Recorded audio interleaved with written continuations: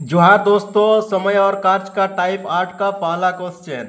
ए अकेला एक कार्य को 10 दिन में समाप्त कर सकता है, जबकि बी अकेला इसे 15 दिन में समाप्त कर सकता है। यदि वे एक दिन छोड़कर एक दिन बारी बारी से काम करें तथा ए आरंभ करे तो कार्य समाप्त होने में कितने दिन लगेंगे। देखिए, सबसे पहले हम लोग क्या करते हैं, इसको ए जो है 10 दिन में पूरा करता है। ए का टाइम 10 दिन है, बी का टाइम है 15 दिन। अब हम लोग टोटल वर्क निकालेंगे कैसे, इसका एलसीएम लेके। एलसीएम कितना हो जाएगा, 10 और 15 का 30 हो जाएगा। 30 एलसीएम मैंने टोटल वर्क 30 हो गया। इस तरह से ए का क्षमता कितना हो जाएगा, डिवाइड कर देंगे टोटल वर्क से, टाइम क्षमता हो जाएगा 3। इस तरह से बी का कितना हो जाएगा, 15 दूनी 2। ठीक है, क्षमता निकल गया। अब देखिए कंडीशन क्या है, हम एक रेखा द्वारा समझाते हैं। ये मान लीजिए वर्क है। पहला दिन कौन शुरू करता है, ए, यानी कि 3 वर्क करता है। एक दिन में 3 वर्क करता है। उसके बाद अगला 2 वर्क करेगा कौन, बी, दूसरा दिन में। माने 2 दिन में टोटल कितना, 5 वर्क करता है। 3 और 2 5 वर्क ना, 5 वर्क करता है 2 दिन में। इस तरह से टोटल मेरा वर्क कितना है, 30 है।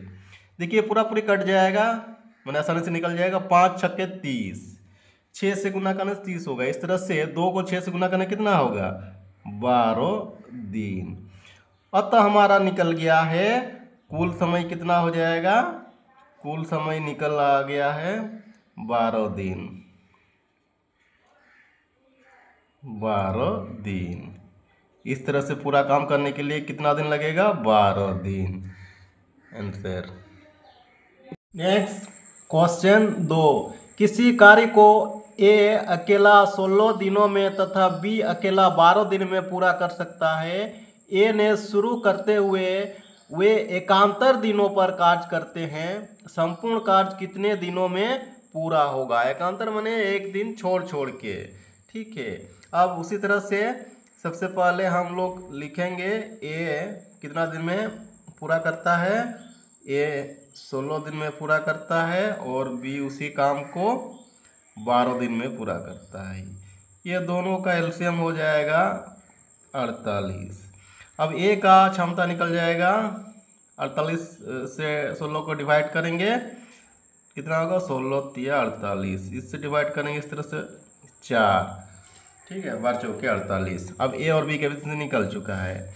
अब आगे हम लोग समझाते हैं। शुरू में ये काम शुरू करता है। ठीक है, ये शुरू करता है 3 काम करता है एक दिन में। ठीक है, उसके बाद बी 4 काम करता है। ठीक है, दूसरा दिन में।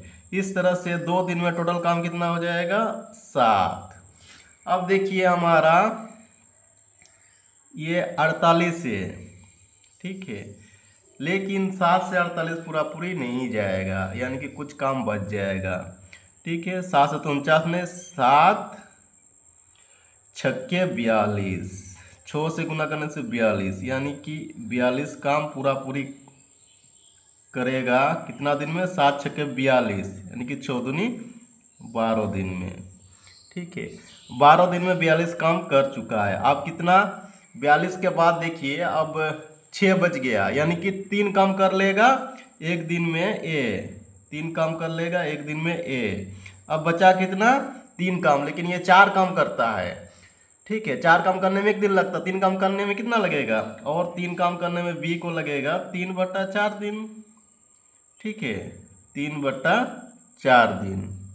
ये 3 है, 3/4 दिन। ठीक है, इस तरह से कुल समय हमारा निकल के आ गया। कुल समय कितना हो गया है, ये 12 दिन में 42 काम, फिर एक दिन में 3, 12 और एक 13, 13.3/4, 13.3/4 दिन में ये पूरा काम समाप्त हो जाएगा एकांतर करते हुए।